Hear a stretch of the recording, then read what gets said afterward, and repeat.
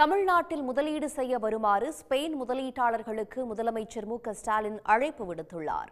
Spain தலைநகர் மேட்ரிடில் நடைபெற்ற Spain தொழில் அமைப்புகள் மற்றும் பெரும் தொழில் நிறுவனங்களின் முதலீட்டாளர்கள் மாநாட்டில் முதலமைச்சர் மு.க.ஸ்டாலின், தொழில்துறை அமைச்சர் டி.ஆர்.பி. ராஜா, ஸ்பெயின் நாட்டிற்கான இந்திய தூதர் தினேஷ் பட்நாயக் மற்றும் ஸ்பெயின் நாட்டின் அரசு அதிகாரிகள் கலந்து கொண்டனர். மாநாட்டில் உரையாற்றிய முதலமைச்சர் மு.க.ஸ்டாலின், தமிழ்நாட்டுடன் வணிக உறவு மேற்கொள்ளும் ஐரோப்பிய நாடுகளில் 6வது பெரிய நாடாக ஸ்பெயின் உள்ளது என தெரிவித்தார்.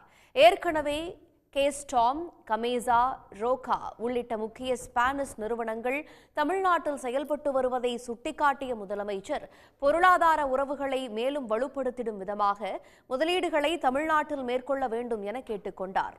ஜனவரி 7 மற்றும் 8ஆம் தேதிகளில் சென்னையில் நடைபெற்ற உலக முதலீட்டாளர்கள் மாநாடு குறித்து பேசிய முதலமைச்சர், மிக பெரும் தொழில் நிறுவனங்களான ஹுண்டாய், டாடா போன்றவை முதலீடுகளை பன்மடங்கு அதிகரித்துள்ளதாக தெரிவித்தார்.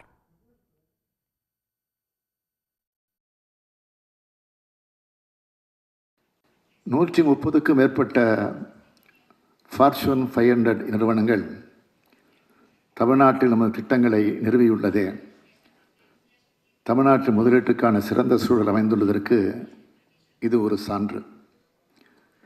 இதன் தொடர்ச்சியாக ஸ்பெயின் நிறுவனங்களும் தமிழ்நாட்டை நோக்கி வர வேண்டும் என்று கேட்டுக்கொள்கிறேன்.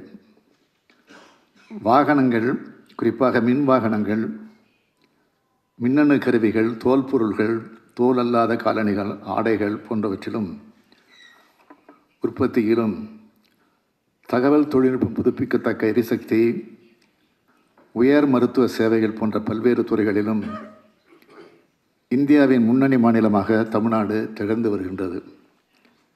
இந்த துறைகளிலும் வான்வெளி மற்றும் பாதுகாப்பு, உயிர் அறிவியல் மற்றும் உயிரிய தொழில்நுட்பம், மருந்துகள், உணவு பதப்படுத்துதல், உப்பு நீக்கம் மற்றும் நீர் சுத்திகரிப்பு ஆகிய துறைகளில் உங்களின் மேலான முதலீடுகளை மேற்கொள்ளுமாறு ஸ்பெயின் முதலீட்டாளர்களை நாங்கள் கேட்டுக்கொள்கிறோம். முதலீட்டாளர்களுக்கு அனைத்து உதவிகளையும் செய்வதற்கு தமிழ்நாடு அரசு காத்திருக்கிறது என்று கூறியுள்ள முதலமைச்சர், தொழில் கொள்கைகளின் கீழ் உயர் சலுகைகளும் அளிக்க உள்ளதாக தெரிவித்தார். உடனுக்குடன் செய்திகளை தெரிந்து கொள்ள சன் நியூஸ் பெல் ஐகானை கிளிக் பண்ணுங்க.